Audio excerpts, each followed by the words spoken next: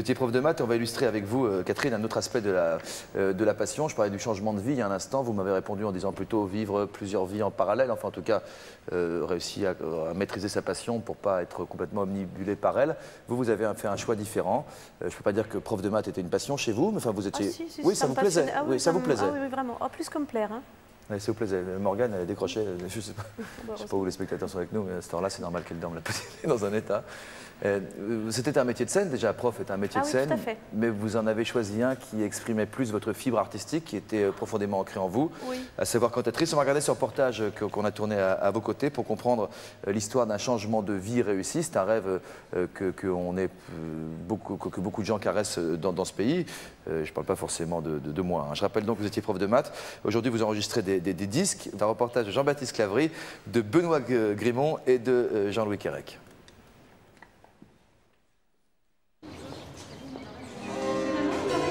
Vous vous débrouillez. Ici ma cadette. En fin de compte. Alors, vous vous mettez comment? Comme ça. Il faut que Belinda soit à côté de Didon. Hein?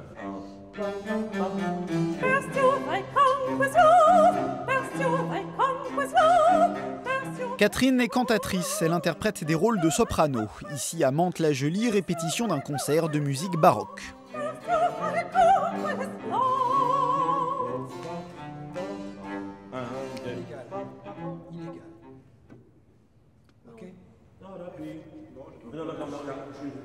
Je pense que si.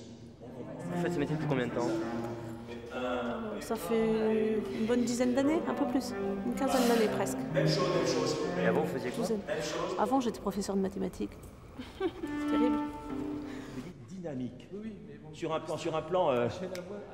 Mais là-bas, on s'en fout. Il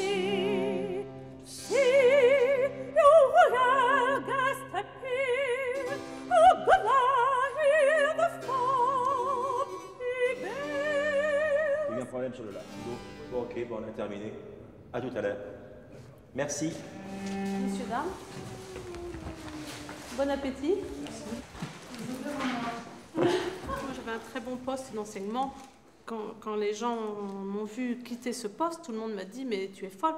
On perd un poste, par exemple, bien sûr. On perd un statut social, on perd une feuille de paye régulière, on perd un certain cercle d'amis qui s'installe dans un devenir différent.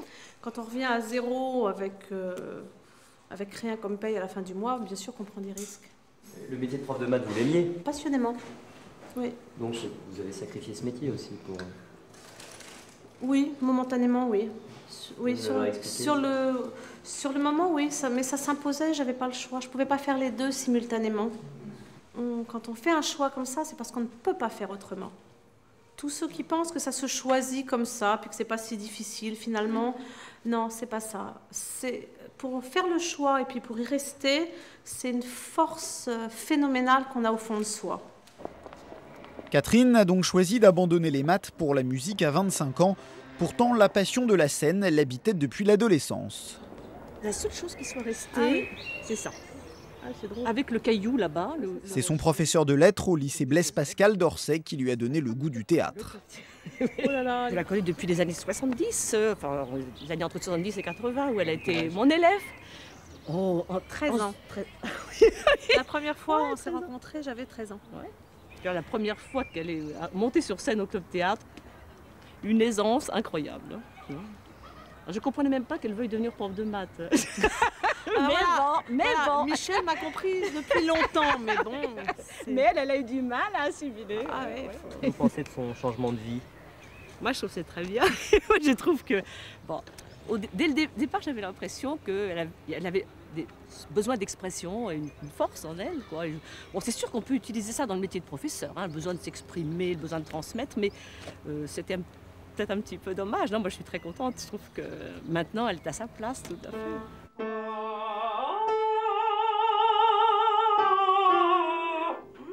Ah, c'est mon lieu de travail, ça, c'est ma pièce à musique. Donc, c'est là où je me trouve le plus clair de mon temps pour lire la musique. Pas l'écouter, j'écoute dans une autre pièce. C'est là que vous chantez aussi? Et c'est là que je chante, oui. Le chant, c'est physiquement un plaisir. Donc même si on n'est pas toujours en forme, au moment où on se met à chanter, il y a toujours quelque chose qui vous remet dans le plaisir en fait.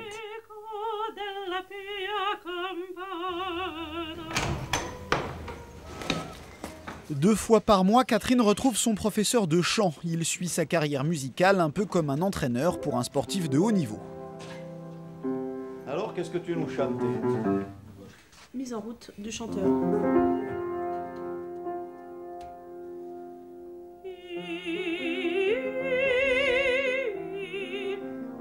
Ces notes ici, là. Una carezza. Tu vois, là, il y a un petit effet dont tu te prives. C'est bien d'être élève après avoir été enseignant. On apprend mieux. On sait quoi demander au professeur. On sait quoi attendre. Vous faites le rapprochement avec votre ancienne carrière de prof de maths? Oh, plus maintenant.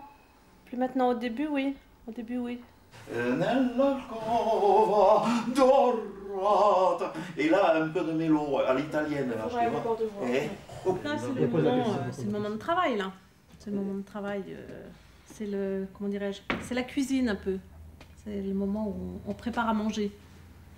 Le moment le plus passionné, ça reste quand même celui où on mange, finalement. Donc celui du spectacle. Le moment où on est sur scène, le moment où on joue. La scène, justement, Catherine y était jusqu'à la semaine dernière sur celle du Théâtre Antoine. Elle jouait le rôle d'une élève soprano de Maria Callas, interprétée par Marie Laforêt.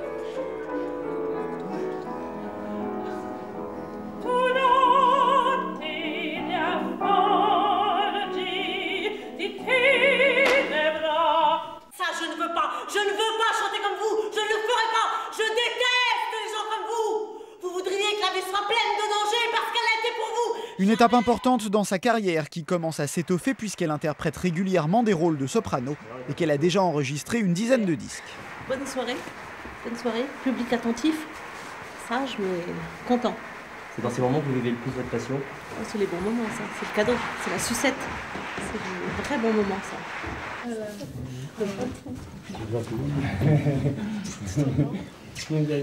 Alors, content? Ouais. En tout cas, le plus fort que je t'ai jamais entendu. Je t'ai jamais entendu comme ça. Quand elle vous a annoncé qu'elle arrêtait son métier de prof de maths pour devenir chanteuse lyrique, comment vous avez réagi? Et bah, j'avais un peu peur. J'étais pas du tout sûr qu'elle y arrive. J'ai pris le risque seul. Eux, ils attendaient que ça marche, mais ils n'en étaient pas sûrs. Oui, la famille s'en est aperçue tard, en fait.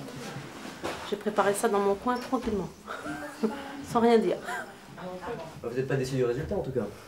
Bah, c'est extraordinaire. C'est très émouvant. C'est plus de l'émotion que de la fierté. Par exemple, quand tout à l'heure elle a crié, j'ai eu mal au ventre. On m'a jamais laissé parler, alors j'ai trouvé le moyen, c'est simple. Tu prends une scène, tu te mets au milieu et tu dis ce que tu as à dire. Il n'y a pas d'autre méthode. Hein. Ah, c'est comme ça.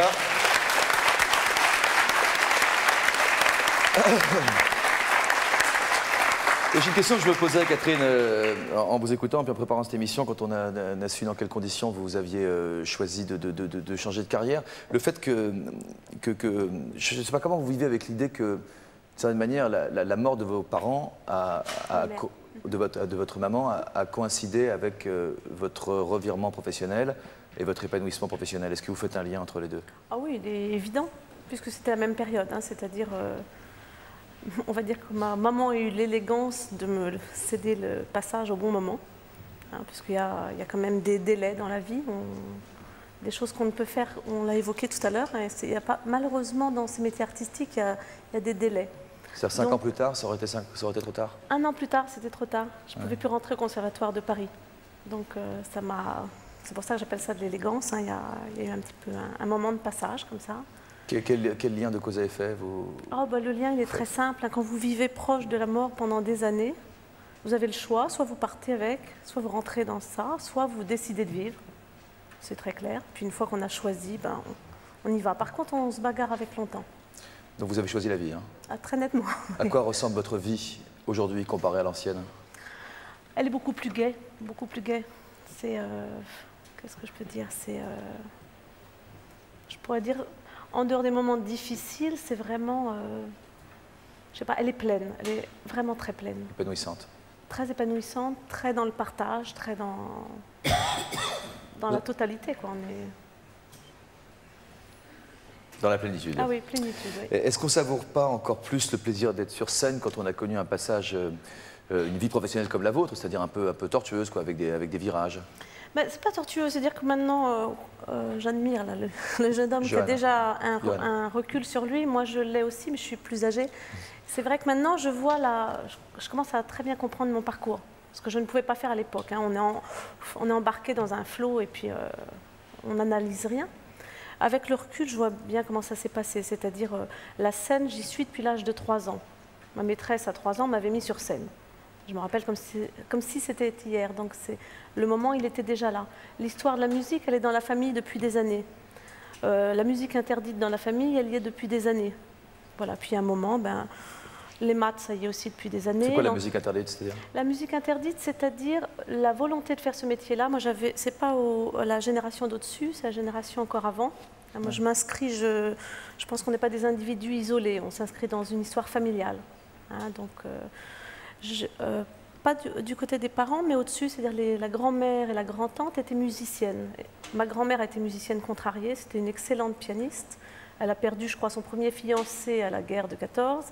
Elle a pris le premier mari qui est venu après, enfin je m'excuse, mais c'est comme ça que je le vois. Il lui a dit c'est moi ou la musique, elle a fermé le piano et j'ai appris récemment qu'elle avait réouvert le jour de la mort de son mari. Hein, donc c'est très fort. Donc pour moi il y a ce substrat comme ça. Parce que vous aussi vous avez été une chanteuse contrariée, quoi. Chanteuse contrariée, non. Vous avez chanté sous l'oreiller, oui, alors ça c'est autre chose, c'est une autre histoire. Ça fait partie des contradictions qu'évoquait monsieur tout à l'heure. Autant mes parents aimaient la musique, autant pour des histoires de santé, de circonstances et autres, on était interdit de faire du bruit. Donc je ne faisais pas de bruit. J'ai même pendant des années, je riais sans bruit. Donc c'est vous dire à quel point... Comment faisiez-vous? Sans bruit. Ah oui, maintenant je fais du bruit. Hein. Je me suis rattrapée. Hein, ça c'est très clair aussi pour moi. J'avais pas le droit de faire du bruit, maintenant j'en fais plus que beaucoup. Là, il y a une réaction presque mécanique à des interdictions d'enfance, quoi. Voilà. Donc c'était... ça dérangeait le bruit. Il ne fallait pas déranger, il ne fallait pas faire de bruit. Donc je chantais la nuit, je chantais avec ma sœur, j'écoutais la radio sous mon oreiller. Vous chantiez en silence comme vous riez en silence? Non, avec le chant qui se faisait de façon sonore, mais la nuit. Donc dans l'interdit. Ça a toujours été... ça s'est côtoyé tout le temps. Se cacher pour chanter, c'est pas courant quand même. Hein. Généralement, on fait autre chose la nuit quand on se cache.